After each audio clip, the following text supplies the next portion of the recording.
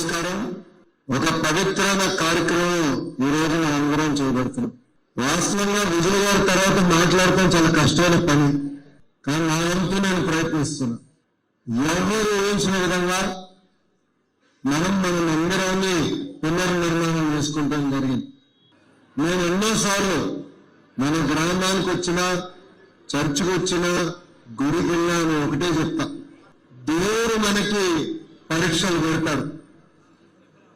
ఒక్కొక్క కుటుంబానికి ఒక్కొక్క రకమైన పరీక్ష పెడతాడు. కానీ ఆ పరీక్ష జయించే శక్తి కూడా దేవుడు మనకి ఇస్తాం జరుగుతుంది.